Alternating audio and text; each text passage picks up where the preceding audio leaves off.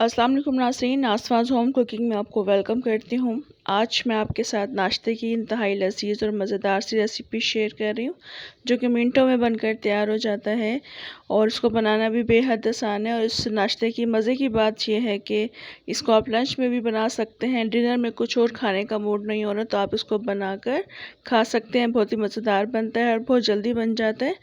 इस नाश्ते का नाम मैं आपके साथ शेयर कर देती हूँ। शक-शुका कहा जाता है इस नाश्ते को।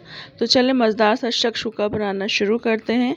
सबसे पहले हम पैन में घी शामिल कर देंगे और ये जो शक-शुका है ये घी में बनाया जाता है और बहुत ज़्यादा टेस्टी बनता है। घी अवॉइड करना चाहते हैं तो आप इसमें ऑयल भी शामिल कर सकते हैं। घी में तकरीबन 1 सर्विंग स्पून के बराबर या 6 से 7 टेबल स्पून घी शामिल करके मेल्ट कर लिया है। उसमें एक छोटे साइज़ की प्याज को हम स्लाइसेस कट करके शामिल करेंगे और बारीक स्लाइसेस कट करके शामिल करने हैं। रफली कट भी नहीं करना है ताकि इसमें प्याज अच्छे से सॉफ्ट हो जाए। और जिस तक प्याज इसमें सॉफ्ट हो जाएगी उसमें 3 हरी मिर्ची मैंने कट करके शामिल किए हैं। हरी मिर्चों को भी मोटा कट नहीं करेंगे, हरी मिर्चों को भी हमने बारीक कट करके शामिल करना है। और इस अंडे का जो मेन फ्लेवर है वो इन्हीं दो चीज़ों से आता है जो कि हमने बेस में शामिल किए हैं। यानी प्याज में आपने हरी मिर्ची शामिल करके कुक करनी है और प्याज को हल्का सुनहरा कलर लाने तक कुक कर लेना है। प्याज को आपने डार्क कलर बिल्कुल नहीं देना है। इस वक्त प्याज हल्के सुनहरे कलर की हो चुकी है तो इसमें टमाटर शामिल कर देंगे। 2 मीडियम साइज़ की टमाटरों को स्लाइसेस कट करके शामिल करेंगे। मैंने इनको सर्कुलर शेप में शामिल किया और इस तरह से शामिल किए जाते हैं। आप चाहें तो इनको रफली कट कर लें मगर बारीक चॉप करके शामिल करिएगा। टमाटर शामिल करने के बाद इनको अच्छी तरह से मिक्स कर लेंगे। उसके बाद हम इसमें नमक शामिल करेंगे। हाफ़ टी स्पून इसमें नमक शामिल करेंगे। 1 टीस्पून इसमें कुटी हुई लाल मिर्ची शामिल करेंगे और इन दोनों चीज़ों को डालकर हम अच्छी तरह से मिक्स कर लेंगे। बस यही 2 मसाले इसमें ऐड किए जाते हैं, नमक और कुटी हुई लाल मिर्च। इसके बाद इसको हम कवर करके रख देंगे ताकि टमाटर इसमें सॉफ्ट हो जाएँ।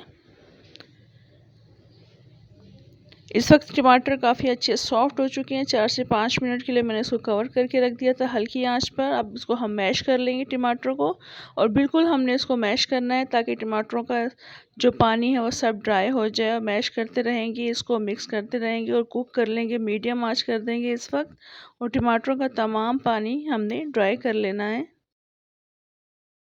इस वक्त टमाटर काफ़ी अच्छे मैश हो चुके हैं मगर इसका पानी अभी थोड़ा बहुत मौजूद है और आप देख सकते हैं ऑयल भी इसमें कुछ सेपरेट होना शुरू हो चुका है। तो उस वक्त हम अंडे शामिल कर देंगे। मैं 3 अंडों का ये बना रही हूँ शक्शुका, तो आप जितनी क्वांटिटी दरकार हो आप उस वक्त ऐड कर लीजिएगा। इनको अंडों को हमने फेंट कर शामिल करना है और अंडों को फेंटने के बाद अच्छे से मिक्स कर देंगे और चम्मच चलाते रहेंगे और मीडियम आंच पर इसको कुक करते रहेंगे जब तक कि तमाम अंडे हार्ड ना हो जाएं और टमाटर का पानी इसमें से ड्राई ना हो जाए। जब तक हम इसको कुक करते रहेंगे।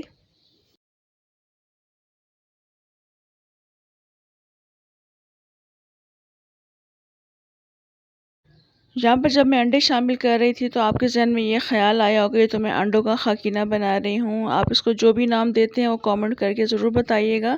हम लोग इसे शक्शुका कहते हैं और शक्शुका इस तरह से बनाया जाता है। इसको बिल्कुल मगज़ मसाले की तरह से बनाया जाता है और मगज़ मसाले का बिल्कुल टेस्ट आता है। इसको खाने के बाद आप फ़र्क महसूस नहीं कर पाएंगे कि आप मगज़ मसाला खा रहे हैं या शक्शुकर खा रहे हैं या अंडों का खाकीना खा रहे हैं। बस इस वक्त बिल्कुल रेडी हो चुका है। ऑयल भी इसमें सेपरेट होने लगा है तो इस वक्त हम इसमें डिश आउट कर देंगे इसको।